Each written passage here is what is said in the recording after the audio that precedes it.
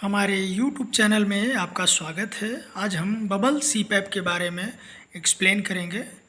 आप देख सकते हैं यहाँ पे एक बेबी है जो प्री टर्म बेबी है।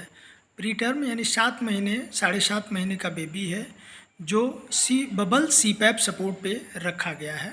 उसमें देख सकते हैं कि ये सर्किट लगी हुई है और ये सर्किट जो है कि आप देख सकते हैं बबल सीपैप मशीन में कनेक्ट हुई है। इंस्पायरेटरी सर्किट और एक्सपायरेटरी, ये इंस्पायरेटरी सर्किट है। इसमें ऑक्सीजन और एयर दोनों मिक्स करके लगाई गई है।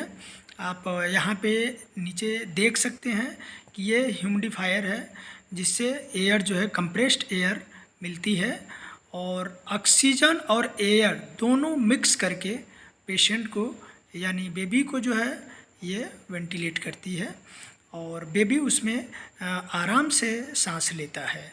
और ये एक्सपायरेटरी सर्किट है जो यहाँ पे बबल जो है कि जिसमें निकल रहे हैं और इसी में आप नंबरिंग देख रहे होंगे। इसमें से पीप जो है कि सेट किया जाता है 5, 4, 6 जितना पीप पेशेंट को चाहिए उस हिसाब से पीप को सेट करते हैं। और ये ह्यूमिडिफायर है जिसमें सर्किट में टेम्परेचर जो है कि दिखाई देता है और टेम्परेचर से पेशेंट को ब्रीथ दिया जाता है। और यहाँ पे आप मॉनिटर देख सकते हैं और ये वार्मर है जिसमें पेशेंट जो है कि लेटा हुआ है, बेबी वार्मर। और बेबी का ये टेम्परेचर है और इस टेम्परेचर पे बेबी जो है कि मेंटेन कर रहा है।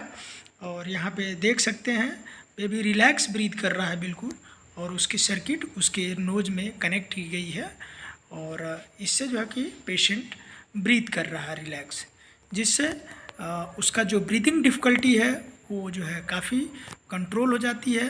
सो बच्चों के बबल सीपैप में लगाने से ये बहुत बेहतर फ़ायदा करता है।